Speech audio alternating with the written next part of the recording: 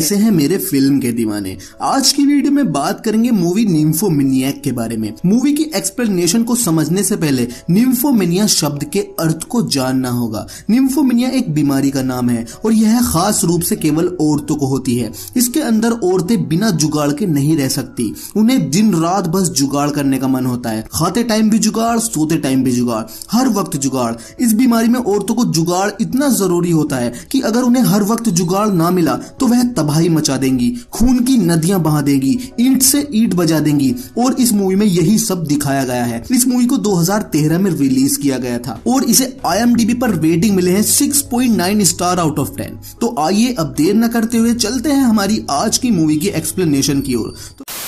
तो फिल्म के पहले ही सीन में दिखाते हैं कि सड़क पर एक औरत पड़ी है और वह बहुत ही बुरी तरीके से जख्मी है। तो तभी वहां एक बुढ़ा आता है और वह जख्मी औरत को देख जल्दी से कहता है कि तुम यहीं लेटी रहो, मैं एम्बुलेंस को कॉल करता हूँ। लेकिन वह औरत कहती है कि नहीं, एम्बुलेंस को कॉल मत करना। तो वह बुढ़ा पूछता है कि क्यों ना करूँ कॉल एम्बुलेंस को, तुम तो बहुत जख्मी हो। तो वह औरत कहती है कि नहीं, मैं ठीक हूँ। तो बुढ़ा कहता है कि पुलिस को कॉल करूँ।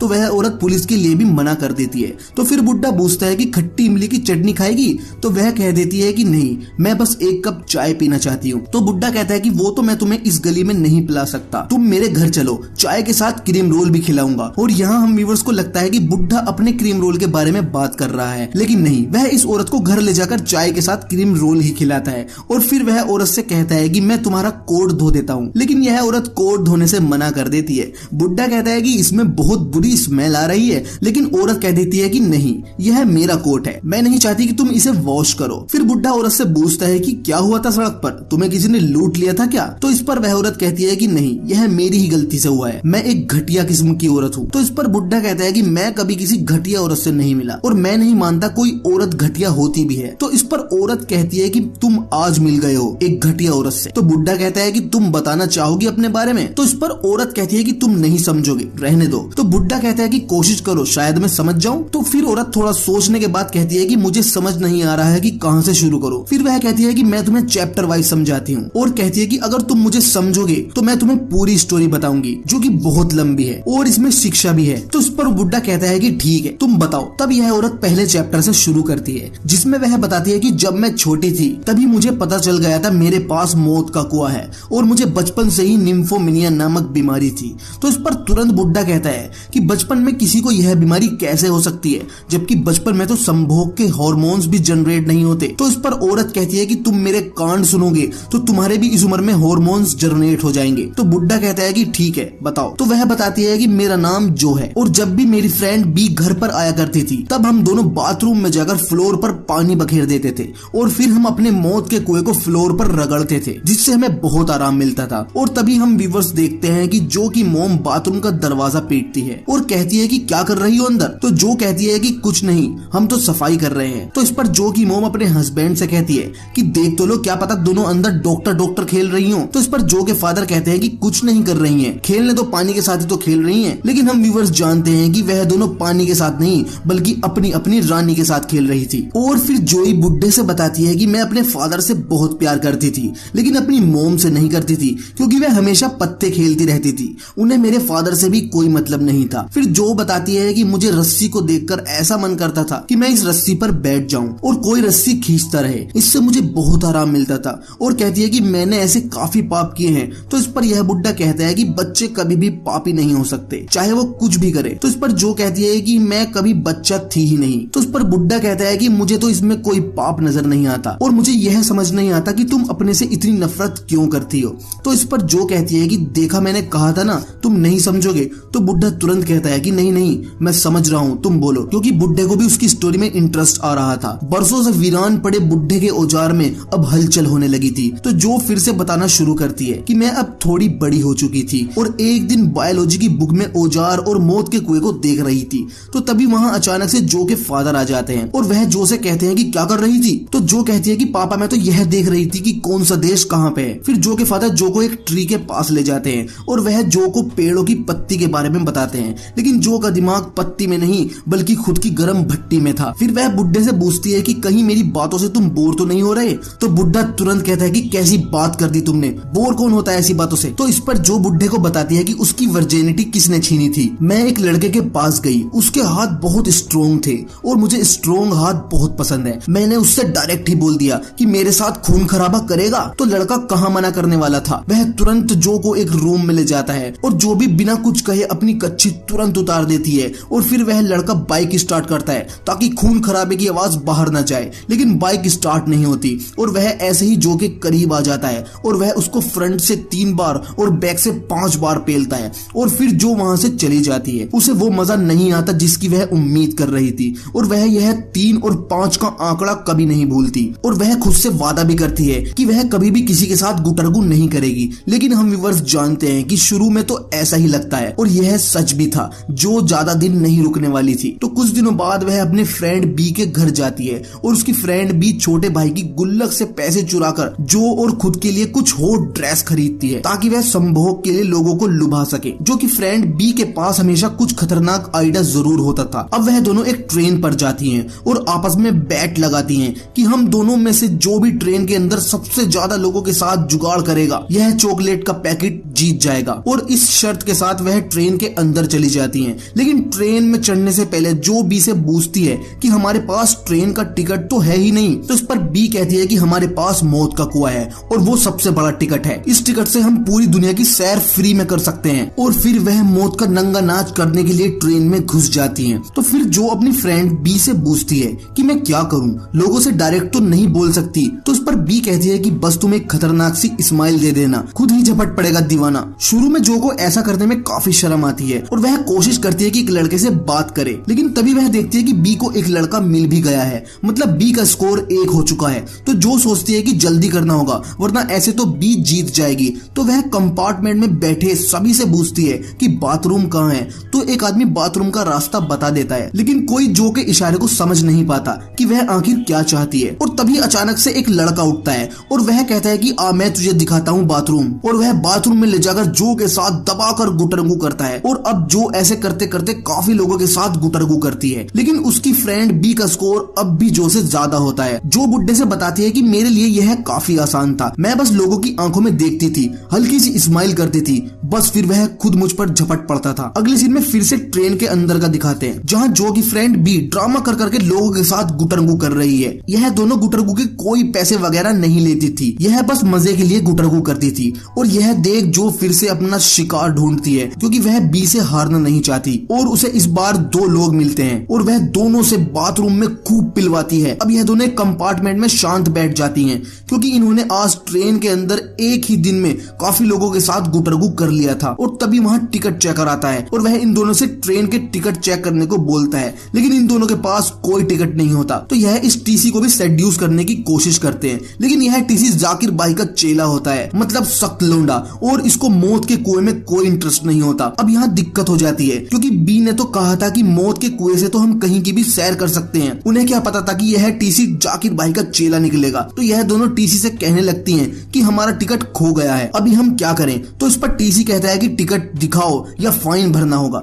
लेकिन इन दोनों के पास कोई पैसे भी नहीं होते। तो तभी कंपार्टमेंट में बैठा एक आदमी इन दोनों लड़कियों के फाइन भर देता है और फिर टीसी वहां से चला जाता है। तो बी यह देख इस आदमी से कहती है कि आपने हमारा फाइन भरा तो हम भी आपके लिए कुछ करना चाहते हैं। और वह इस आदमी के औजार की तरफ अपना हाथ बढ़ाती है, लेकिन यह आदमी टीसी से भी ज्यादा सख्त होता है। तो यह कह देता कि जाओ चली जाओ, नहीं तो चांटा एक मारूंगा और लगेगा दोनों के। फिर यह दोनों कंपार्टमेंट से बाहर आ जाती हैं और हम व्यूअर्स स्कोर देखते हैं कि बी ने काफी लोगों के साथ गुटरगू किया है जबकि जो ने केवल 5 लोगों के साथ किया है। तो अब बी जो से कहती है कि अगर तुम इस आदमी के साथ कर लो तो तुम यह गेम जीत जाओगी, मतलब यह चॉकलेट्स तुम्हारी हो जाएंगी। तो जो अकेली वापस कंपार्टमेंट में आ जाती है और वह डायरेक्ट इस आदमी पर नहीं झपटती। वह इस आदमी से पहले बातें करती है और करते करते जो इस आदमी को अपना माया जाल में फंसा लेती है और इससे कहती है कि ज्यादा खीर बचाने सही नहीं है, यह खराब भी हो जाती है। और यह बात इस आदमी के दिमाग में तुरंत आ जाती है कि हाँ, खीर खराब हो जाएगी। और फिर यह डब्बे के अंदर खूब गुटरगू करते हैं और फाइनल रिजल्ट यह होता है इस गेम में जो बी से जीत जाती है और वह सारी चॉकलेट्स खा जाती है। और फिर बुड्ढा यह सुन कहता है कि यह जंग चॉकलेट्स के लिए नहीं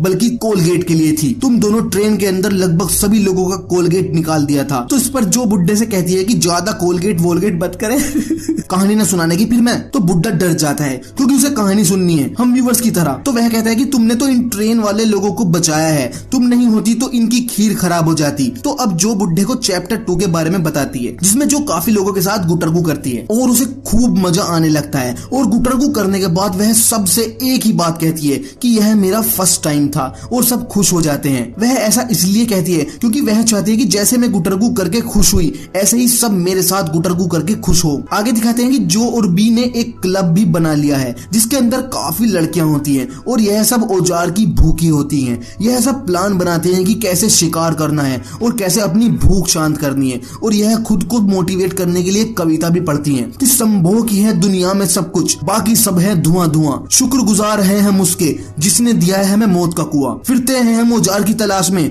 चाहे हो उसका कैसा भी रंग, छोटा मोटा कोई भी चलेगा बस बिस्तर पर मचाए तगड़ी जंग। और यह मोटिवेशनल कविता पढ़ने के बाद वह खुद से एक बात कहती हैं कि अगर उन्हें गुटरगू करने के लिए कोई आदमी ना मिला तो वह अपना हाथ ही इस्तेमाल करेंगी, लेकिन मौत के कुएं को कभी भी निराश नहीं करेंगी। और तभी बी अपने बारे में बताती है कि उसने एक लड़के के साथ 3 बार गुटरगू किया है। तो इस पर तुरंत जो कहती है कि 3 बार क्यों, हमें तो आजादी है कि हम किसी के भी साथ कर सकते हैं। तो इस पर बी कहती है कि तुम्हें बस गुटरगू ही दिखता है, गुटरगू के पीछे भी लव ही होता है। लेकिन जो बुड्ढे से बताती है कि मुझे केवल हवस से मतलब था और कुछ वह नहीं सोचती थी। जो का मानना था कि लव के नाम पर 100 क्राइम होते हैं और गुटरगू के नाम पर एक भी क्राइम नहीं होता। लेकिन यहाँ हम व्यूअर्स जानते हैं कि हमारे यहाँ तो गुटरगू के ऊपर नंगी तलवारें चल जाती हैं। जो बुड्ढे से बताती है कि मैं क्लास में भी पूरे दिन केवल गुटरगू के बारे में ही सोचती थी और कुछ मेरे दिमाग में आता ही नहीं था। और यह सुन बुड्ढा भी जो को क्लास में इमेजिन करने लगता है कि कभी जो कंपास से सुख पहुंचा रही है तो कभी पेंसिल से। मतलब बुड्ढा जो को पूरे ज्योमेट्री बॉक्स की एक एक चीज के साथ इमेजिन करता है और मुस्कुराने भी लगता है। तभी जो पूछती है कि क्या सोच रहा, तो बुड्ढा कहता है कि मैं तो यह सोच रहा था कि मैंने मेडिसिन नहीं ली आज। फिर बुड्ढा पूछता है कि तुम किस चीज की पढ़ाई करती थी। तभी जो बताती है कि मैं अपने फादर की तरह मॉडर्न मेडिसिन की पढ़ाई करती थी। तो बुड्ढा कहता है कि तुम्हारे फादर किस चीज के डॉक्टर थे। तो जो बताती है कि वे मौत के कुएं के डॉक्टर थे। तो यहाँ बुड्ढा मन ही मन सोचता है कि कैसा मौत के कुएं का डॉक्टर था। सबसे बड़ा मौत के कुएं का मरीज तो उसके घर में ही था, उसकी बेटी। फिर जो बताती है कि वहाँ दिन रात मौत के कुएं के पेशेंट आते थे, लेकिन मुझे मौत का कुआं नहीं बल्कि हिलता हुआ हिंडोला चाहिए था। फिर वह बताती है कि उसने यह सब छोड़कर एक कंपनी में जॉब के लिए अप्लाई किया और वहाँ उसे जेरोम मिलता है। जेरोम वही होता है जिसने जो की सबसे पहले सील तोड़ी थी। तो जेरोम जो को पहचान लेता है और वह उसे जॉब पर रख लेता है क्योंकि वह सोचता है कि यह लड़की ज्यादा एवे टेवे नहीं करती, डायरेक्ट दे देती है। और जेरोम जो को भी याद दिलाता है कि पहचाना मुझे, तुमने मेरे साथ खून खराबा किया था। तो जो भी उसे पहचान लेती है। फिर जेरोम जो को ऑफिस के सभी एम्प्लॉय से मिलवाता है और जो को जेरोम के साथ देख जेरोम की पर्सनल असिस्टेंट जेलस फील करने लगती है क्योंकि वह भी जेरोम का झुंझुना लेना चाहती है।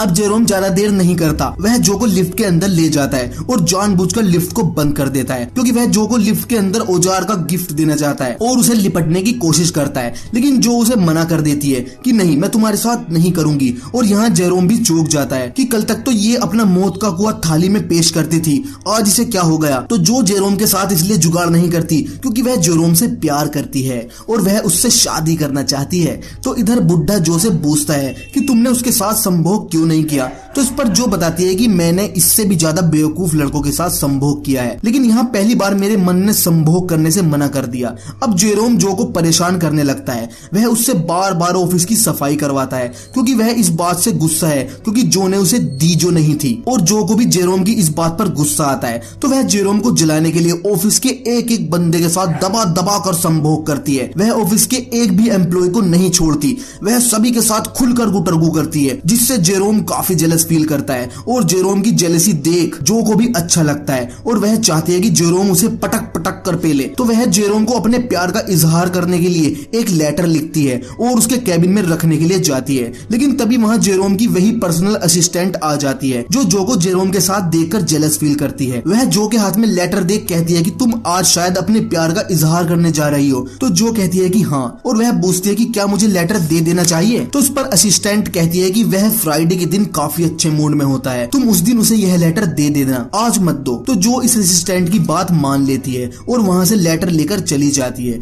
लेकिन वह जेरोम के घर के बाहर घूमती रहती है। उसका दिमाग अब संभोग से हटकर जेरोम में आ गया था। अब जैसे तैसे फ्राइडे का दिन आ जाता है और वह जेरोम को लेटर देने के लिए उसके केबिन में जाती है। लेकिन वहाँ जेरोम नहीं होता बल्कि जेरोम के अंकल होते हैं और वह उससे बताते हैं कि आज जेरोम की शादी है उसकी पर्सनल असिस्टेंट के साथ। और यह सुन जो समझ जाती है कि पर्सनल असिस्टेंट ने उसका पर्सनली फुद्दू काट दिया है। और यहाँ जो का पहली बार दिल टूट जाता है क्योंकि वह अब तक प्यार के चक्कर में नहीं पड़ी थी। वह तो बस जुगाड़ करती थी और बस अपने मजे में रहती थी। लेकिन आज वो बहुत दुखी थी। अब जो इतना दुखी थी कि वह ट्रेन में सबके सामने हाथ गाड़ी का इस्तेमाल करती है। बस वह अपने हाथ को एक जैकेट से छिपा लेती है और हर किसी आदमी में जेरोम को इमेजिन करती है। और यह करते हुए जो को ट्रेन में बैठी एक बुढ़िया देख लेती है और वह मन ही मन सोचती है कि लोंडिया मजे ले रही है अकेले अकेले। आगे जो बुढ़े से बताती है कि मेरे मौत का कुआं अब शॉपिंग मॉल के गेट की तरह हो गया था जिसमें कोई भी आकर दबाकर शॉपिंग कर सकता था और मैंने कुछ ही टाइम में काफी रंग बिरंगे औजारों से मजे किए। उसके पास इतने लोगों के कॉल्स आते थे कि वह डाइस से फैसला करती थी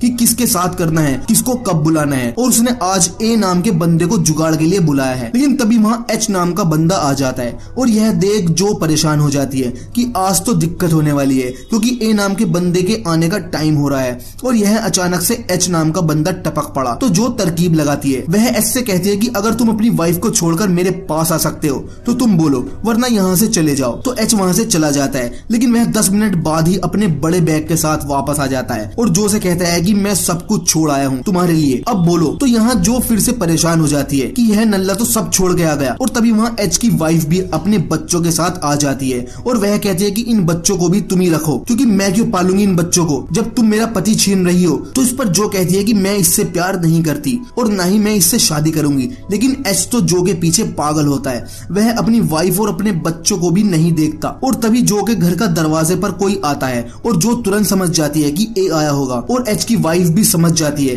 कि इस लड़की का कोई और भी झगड़ा है, वह इससे मिलने आया होगा। तो एच की वाइफ तुरंत दरवाजा खोलने के लिए दौड़ती है और उसका शक सही होता है, वहाँ ए ही होता है। और यहाँ जो का भेद खुल जाता है और फिर एच की वाइफ एच को जोरदार थप्पड़ मारती है और कहती है कि कर ले अब थ्रीसम, और रोती हुई अपने बच्चों को लेकर वहाँ से चली जाती है। और फिर जो एच और ए दोनों को वहाँ से भगा देती है। लेकिन इस पर ए कहता है कि मैं तो अभी आया हूँ, मुझे तो दे दे। लेकिन जो का मूड खराब हो जाता है, वह सबको वहाँ से भगा देती है। तो अब बुड्ढा जो से कहता है कि इससे तो तुम्हारी लाइफ पर बहुत फर्क पड़ा होगा। तो इस पर जो कहती है कि बिल्कुल नहीं, मुझे किसी से कोई मतलब नहीं था, मेरे अंदर इमोशंस नहीं थे, मुझे बस औजार चाहिए था और कुछ नहीं। और बुड्ढा भी यही सुन चौंक जाता है और सोचता है कि उस वक्त मैं कहाँ अपनी मरा रहा था, मैं क्यों नहीं मिला इस दहकते मौत के कुएं को। तो बुड्ढा जो से कहता है कि अधिकतर सभी एडिक्ट लोग लास्ट में गिल्टी फील करते हैं, लेकिन तुम्हें कोई गिल्ट क्यों नहीं है। तो इस पर जो कहती है कि अभी मेरी कहानी खत्म नहीं हुई है, अभी तो तुम सुनते जाओ। जो बुड्ढे को बताती है कि उसके फादर को कैंसर हो जाता है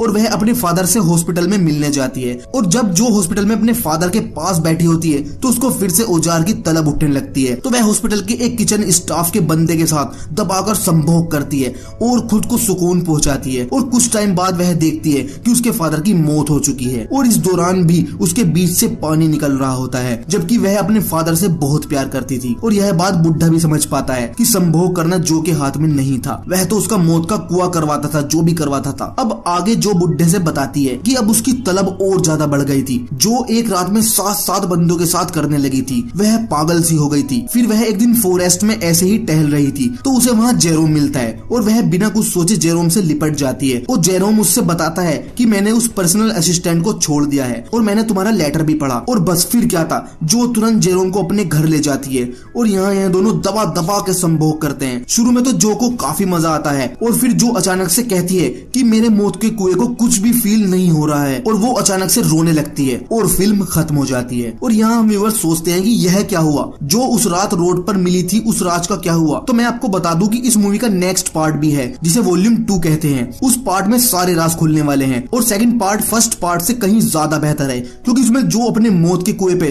तौलिए ही तौलिए बजाती है, मतलब उसमें जो बहुत ही तगड़ा आतंक मचाने वाली है। और सेकंड पार्ट 2 दिन बाद ही आ जाएगा। फर्स्ट पार्ट की एक्सप्लेनेशन इसी वजह से करनी पड़ी क्योंकि इसका सेकंड पार्ट बहुत ही गजब है। तो आपको हमारा यह वीडियो कैसा लगा कमेंट सेक्शन में जरूर बताइएगा, और हमारी वीडियो को लाइक और शेयर जरूर करें, और चैनल को सब्सक्राइब करना ना भूलें। और वीडियो लेट के लिए सभी से माफी चाहता हूं क्योंकि मेरी तबीयत ज्यादा खराब थी, लेकिन अब वीडियो 2 दिन में जरूर आ जाया करेगी। तो मिलते हैं हमारी अगली वीडियो में ऐसी ही किसी और कहानी के साथ।